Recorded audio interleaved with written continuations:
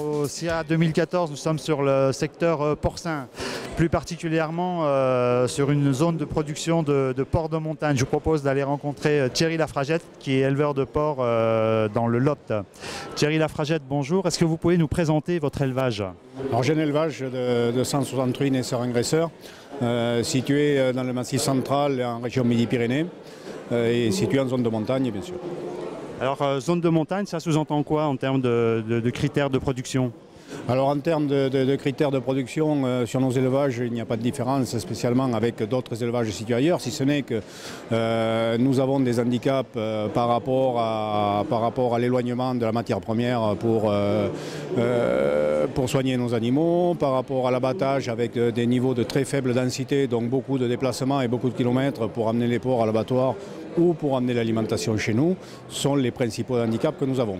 Alors ces contraintes-là, est-ce qu'elles vous sont rémunérées à la sortie par un prix de vente supérieur? Non, aujourd'hui elles ne le sont pas. Ces surcoûts ne sont pas pris en compte dans le cadre de la production porcine.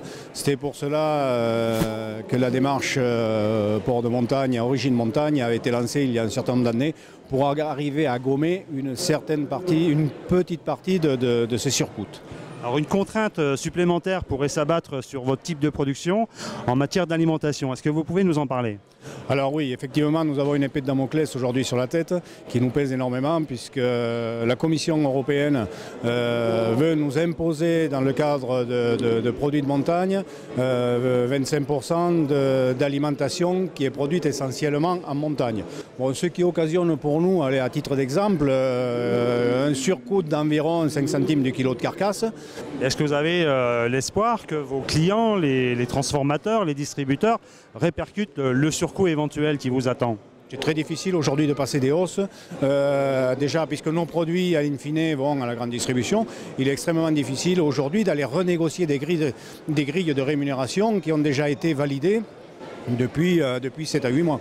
Monsieur Douniès, quelle est votre marge de manœuvre par rapport à ce projet de l'Union européenne?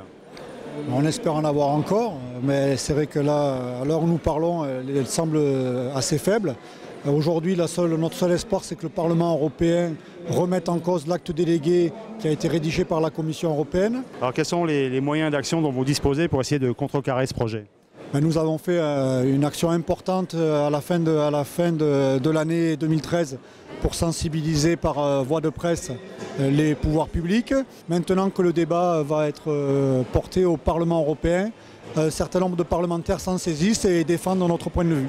Et abandonner la mention montagne, ça signifierait quoi pour les éleveurs?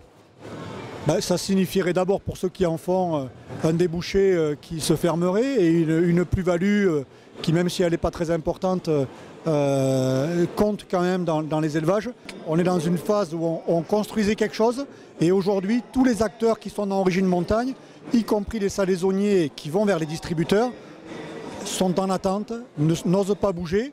Et ça, c'est un effet qui est désastreux parce que c'est un élan qui est coupé. On espère qu'il ne sera pas brisé. Très bien, Monsieur Douniès, je vous remercie. Merci à vous.